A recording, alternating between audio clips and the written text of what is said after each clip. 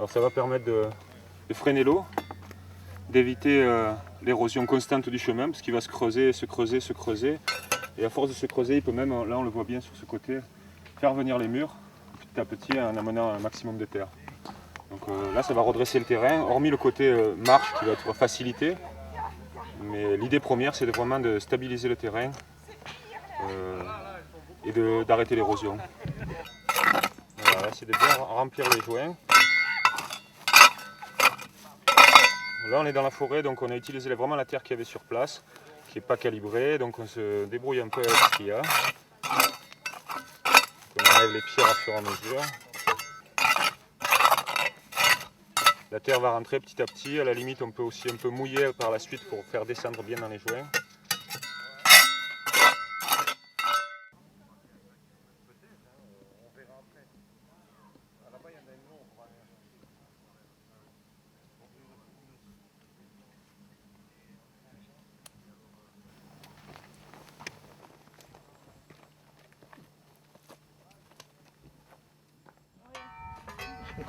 C'est moi.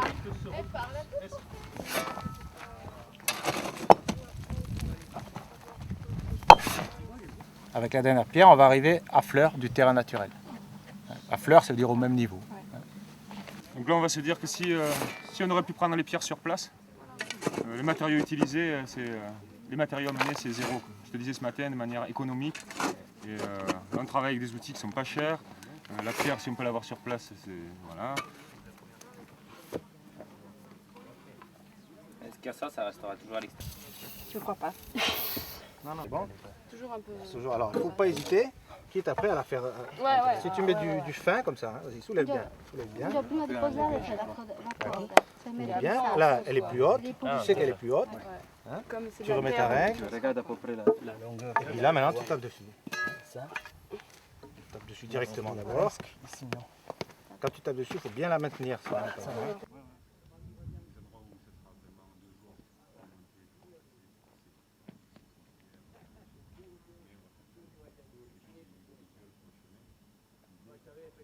il a amené la pioche Mallorquin, il ne peut rien faire. On attend que. C'est bien droit et c'est dur, ça, hein? c'est dur, hein? Ouais, on va mettre plus court. On va aller un peu de long. Quelqu'un trouve une longue à profondeur, c'est profonde, mais pas.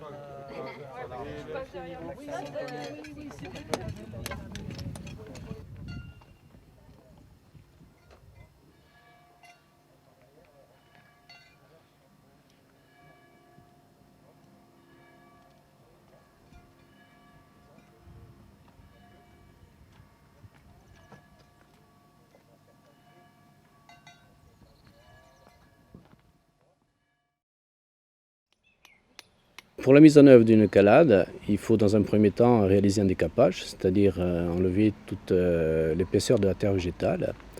Par la suite, mettre en place, donc dans ce cas précis, les nez de marche, qui sont des pierres de bonne taille et qui vont permettre d'encadrer la calade, c'est-à-dire de lier tout l'appareil. Il faut mettre en place un lit drainant, c'est-à-dire soit du sable, soit de la terre assez drainante.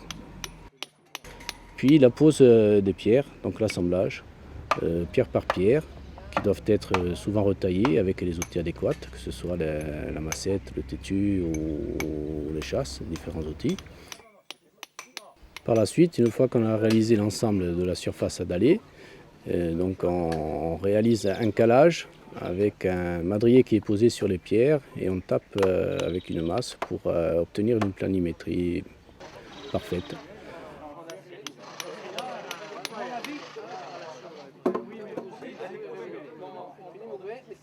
Les joints donc, sont nourris avec de la terre, ce qui permet de stabiliser donc, la richade.